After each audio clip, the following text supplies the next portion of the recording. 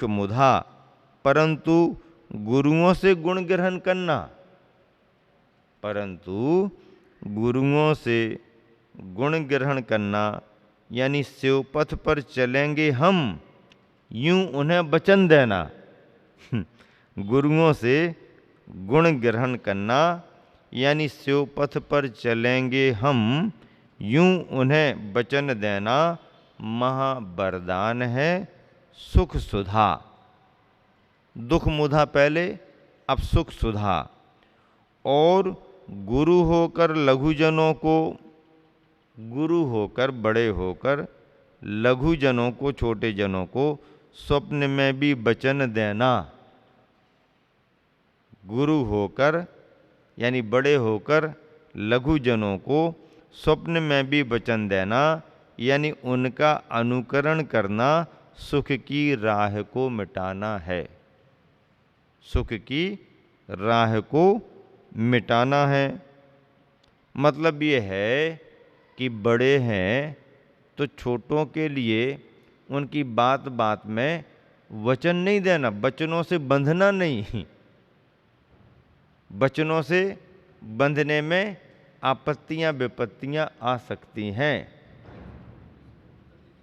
आपत्तियां विपत्तियां आ सकती हैं। कैसे आ सकती हैं? राजा ने मंत्रियों को वचन दे दिया। क्या वचन दे दिया? तुम मांग रहे हो तो चलो तुम्हारे मांगने पर 7 दिन का राज्य देते हैं। अब 7 दिन का राज्य देते हैं कह दिया, अब 7 दिन के राज्य में क्या उन्होंने रच दिया राजा को तो बाद में मालूम चला। छोटा व्यक्ति बड़े से यदि कोई वचन ले लेता है तो अपने लघुता में, अपने लघुपन में पता नहीं क्या कैसा करे, क्या भरोसा। दशरथ ने भी कैकेयी को वरदान दे दिया। अब दशरथ को क्या मालूम कि कैकेयी क्या मांगने बैठ जाएगी। कैकेयी ने मांग लिया, और मांग भी लिया तो कोई किसी का बुरा सोच करके नहीं मांगा। कैकेयी ने वरदान मांगा तो किसी का बुरा सोच के नहीं मांगा। एक बात सही है, और जो बात केवल जैन रामायण में आती है, दूसरी रामायणों में ऐसी बात स्पष्ट नहीं है। जैन ग्रंथों में कैकेयी के वरदान मांगने में या कैकेयी के व्यवहार में कहीं भी दुर्भावना प्रकट नहीं की गई, लेकिन बाकी रामायणों में कैकेयी का जो स्वरूप दिखाया है वो तो बड़ा मामले को बिगाड़ने वाला है। हाँ, अब दूसरी जगह 2 वरदानों की बात आती है। पहले वरदान में ये आता है कि भरत को राजगद्दी मिले। ठीक है, यहां तक तो फिर भी ठीक है, लेकिन दूसरा वरदान और मांग लिया कि रामचंद्र जी को वनवास हो। ये बात नहीं जमी। बाकी जगह में ये बात आ गई, लेकिन जैन ग्रंथों में ऐसा कथन नहीं। जैन ग्रंथों में कैकेयी के बारे में जो लिखा है, कैकेयी का आदर्श भी बहुत अच्छा है। राम के प्रति भी उसका मातृत्व बहुत था। और पद्म पुराण आदि जैन ग्रंथों में कैकेयी ने एक ही वरदान मांगा है कि भरत को राजगद्दी मिले, बस, आगे की कोई बात नहीं। और भरत को राजगद्दी मिले ये भी इसलिए मांगना पड़ा उसको क्योंकि भरत बचपन से ही बार बार कह रहा था कि मुझे दीक्षा लेनी है, दीक्षा लेनी है, दीक्षा लेनी है। बार बार यही कहता था, मुझे दीक्षा लेनी है। फिर वर्तमान की परिस्थिति में दशरथ जी ने अपना भाव भी प्रकट कर दिया। अपना भाव यूं प्रकट कर दिया कि उम्र को देखते हुए अब मैं राजपाट सौंपना चाहता हूं और आत्म कल्याण के लिए दीक्षा के मार्ग पर आगे बढ़ूंगा। जब दशरथ जी ने अपना विचार अपने परिवार में पूरा रख दिया। तो कैकेयी को ये चिंता हुई कि यहाँ भरत भी दीक्षा लेने वाला है और यहाँ दशरथ जी भी दीक्षा लेंगे, फिर हमारे लिए सहारा कौन होगा। दशरथ जी ले रहे हैं तो उन्हें कौन रोक सकता है, क्योंकि उन्होंने अपना निर्णय किया है, उनका समय भी है। तो दशरथ जी यदि दीक्षा ले रहे तो उनको तो रोक ही नहीं सकते हैं।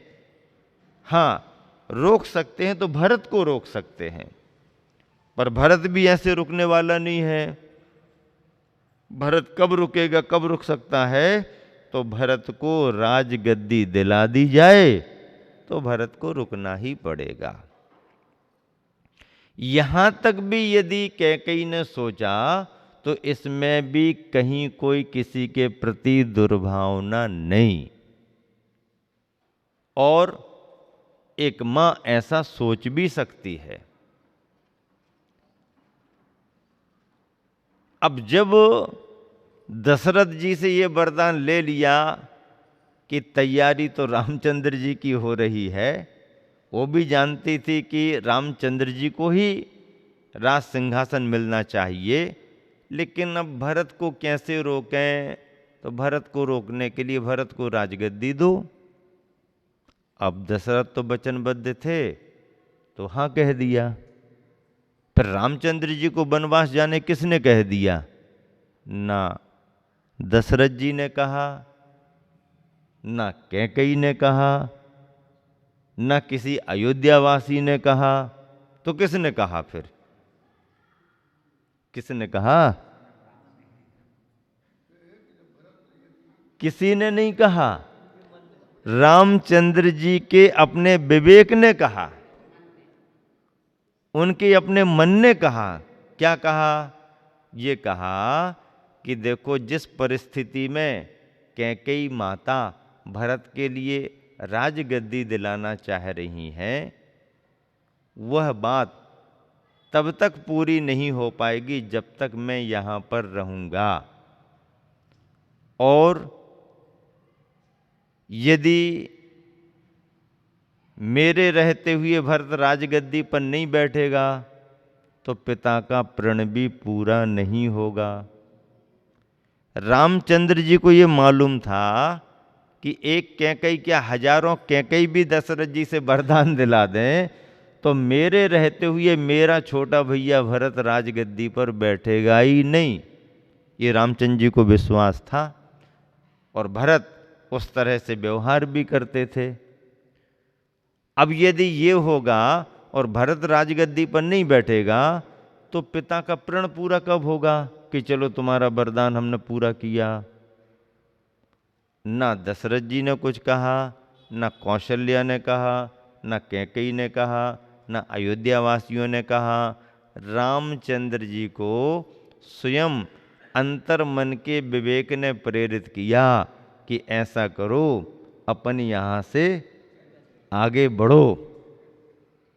अब आगे बढ़ो तो रामचंद्र जी ने केवल अपने बढ़ने का निर्णय किया, उन्होंने ना लक्ष्मण को कहा और ना उन्होंने सीता को कहा।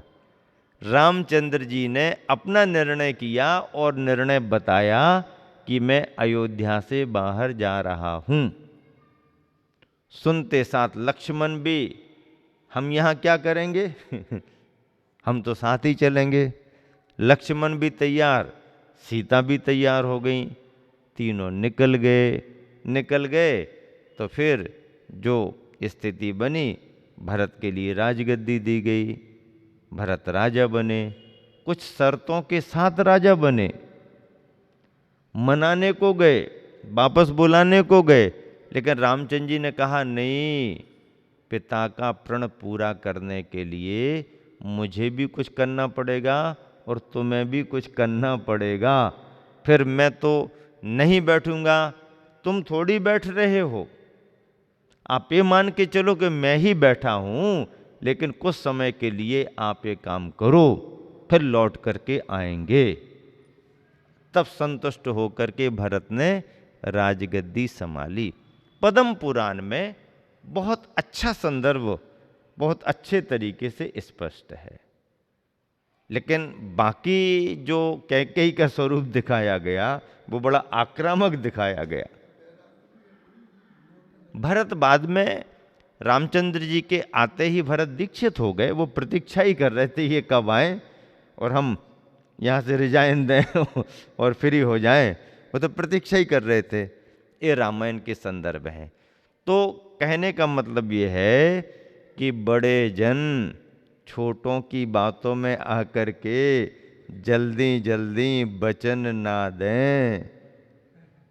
आचार्य श्री क्या कह रहे हैं कि हाँ, गुरु होकर लघु जनों को स्वप्न में भी वचन देना यानी उनका अनुकरण करना सुख की राह को मिटाना है।